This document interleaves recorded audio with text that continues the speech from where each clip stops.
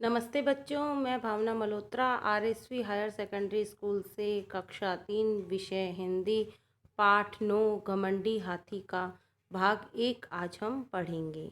घमंडी, जैसे कि नाम से ही पता हो चलता है कि हमें घमंड नहीं करना चाहिए, क्योंकि घमंडी व्यक्ति एक ना एक घमंड से चूर हो जाते हैं। हमें हमेशा झुकने में ही फ़ायदा है, क्योंकि जो व्यक्ति घमंड करते हैं वो हमेशा सक्सेस नहीं होते। उनका घमंड एक ना एक दिन टूटता जाता है। हमारे पाठ का नाम है घमंडी हाथी। इस पाठ में एक हाथी है जिसको अपने आप पर बहुत घमंड था।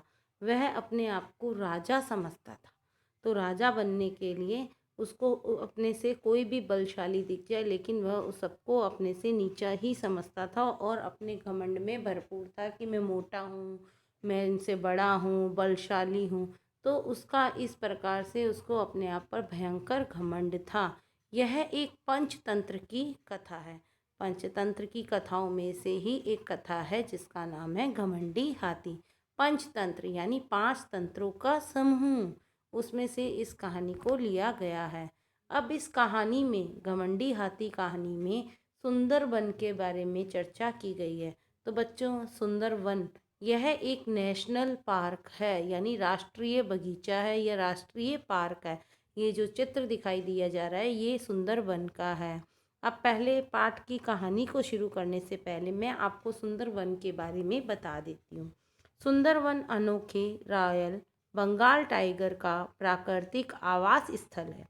इसे यूनेस्को ने 1987 में विश्व धरोहर स्थल घोषित कर दिया।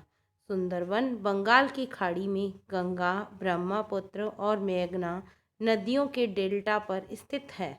सुंदरवन दुनिया के सबसे बड़े मैंग्रोव जंगलों में से एक है। यह जंगल 10,000 वर्ग किलोमीटर में फैला हुआ है। कुहासे की चद्दर से ढका हुआ ये क्षेत्र विभिन्न प्रकार की वनस्पतियों और जीवों का प्राकृतिक आवास है। इसमें 260 प्रजातियों के पक्षी और अन्य खतरनाक प्रजातियां जैसे कि एस्टुरिन, मगरमच्छ और भारतीय अजगर शामिल हैं। भारत और बांग्लादेश में फैले बंगाल की खाड़ी के मुहाने पर स्थित कई द्वीपों के समूह से सुंदरवन बनता है। यह दुनिया के सबसे बड़े सक्रिय डेल्टा क्षेत्रों में से एक है। अब ये देखो, हाथी है। ये किसका चित्र दिखाई दे रहा है? हाथी। और नीचे क्या, नदी में पानी है। ठीक है, ये पानी में हाथी अपनी परछाई देख रहा है। अपनी परछाई को देखकर वो सोचता है मैं बहुत बड़ा हूँ और इस सुंदर वन में मेरे से बड़ा कोई जानवर हो ही नहीं सकता। तो वो अपने आप पर घमंड करता है। तो उसको आगे, पहले हम इस पैराग्राफ को पढ़ेंगे, उसके बाद आगे मैं आपको बताती हुई चलूँगी। देखो, जानवरों का एक सुंदर वन था, उसमें एक हाथी भी रहता था। एक दिन हाथी नदी के किनारे पानी पीने गया। हाथी को पानी में अपनी परछाई दिखी। परछाई का मतलब छाया, इमेज। अपनी परछाई देखकर वह सोचने लगा, अरे मैं तो बहुत बड़ा हूँ, मुझसे बड़ा सुंदर वन में कोई भी जानवर नहीं है। मुझे ही जंगल का राजा होना चाहिए। यह सोचते सोचते हाथी आगे चल दिया। उसे रास्ते में लोमड़ी मिली। हाथी ने लोमड़ी से कहा, पहले हम इतना समझेंगे, सुंदरवन के बारे में बता दिए। जानवर, एक सुंदरवन पार्क था, उसमें बहुत सारे जानवर रहते थे।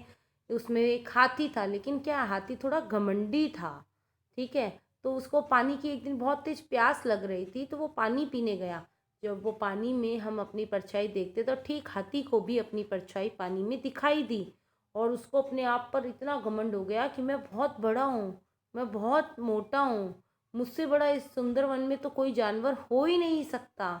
और इस प्रकार से उसके मन में इस बात का घमंड हो गया कि मुझे ही जंगल यानी वन का, अरण्य का, कानन का राजा यानी किंग होना चाहिए। राजा का पर्यायवाची नृप, सम्राट आदि। यह सोचते सोचते हाथी आगे चलता है तो रास्ते में उसे लोमड़ी मिलती है। अब देखते हैं हाथी लोमड़ी से क्या बातचीत करता है। देखो, अब ये हाथी मिला, हाथी आगे चल रहा है तो साथ में उसको कौन दिखाई दे रहा है? लोमड़ी दिखाई दे रही है। ठीक है, तो वो क्या कहती है, हाथी लोमड़ी से क्या कहता है कि मुझे तुम जंगल का राजा मान लो तो मुझसे लड़ ले आ जा। तो वो कहता है कि मुझे ही तू राजा मान ले, नहीं तो मुझसे लड़के दिखा, जो जीतेगा वही, उसके आगे शर्त रख देते कि जो जीतेगा वही राजा हो बनेगा। लेकिन लोमड़ी बेचारी डरपोक डर गई कि इससे तो मैं हाथी से तो नहीं जीत पाऊंगी। तो वो बिना लड़े ही हाथी से हार मान लेती है और बोल देती है आप ही हो जंगल के राजा।